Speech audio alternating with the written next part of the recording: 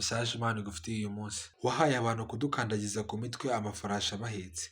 Twanyuze mu muriro no mu mazi, maze udukuramo udushyira ahantu h'uburumbuke. Ahari nawe ushobora kuba uri guca mu bihe bisa nk'ibimaze gusoma. Abantu bagukandagira ku mutwe, uba mu bibazo bikomeye, muri make uri guca mu bintu bigoye.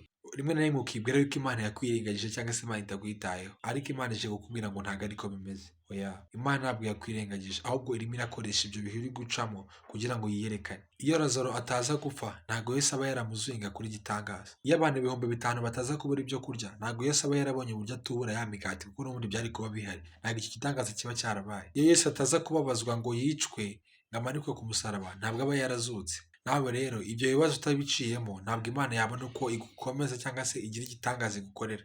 Kuko se ubaye uhora mu bihe byiza, wabwirwa n'iki imbaraga z'Imana? Ibihe urimo, Imana yari ibizi neza ko uzabicamo, kandi yemeye yuko ubicamo, kuko izi neza yuko izabigukuramo. Ijambo ry'Imana riratubwiye ngo twanyuze mu muriro no mu mazi, ngo ariko udukuramo dushyira ahantu h'uburumbuke. Bivuze ngo nawe Imana yemeye guca muri ibyo bibazo, kuko izi neza ko igihe cya nyacyo gikwiriye izabigukuramo, ikakwicaza ahantu hakomeye, kugira ngo nawe uzabone uko uhumuriza abandi bazaba bari muri ibyo bihe wanyuzemo, babwira ati muhumure, uko Imana yankuyemo namwe izabakuramo. Ntucike intege rero, Imana irakuzi kandi ikwitayeho. Ahubwo hagarara ushikamye, ukomeze wizere Imana, utegereze igihe cy'Imana cya nyacyo izabikora. Shalom.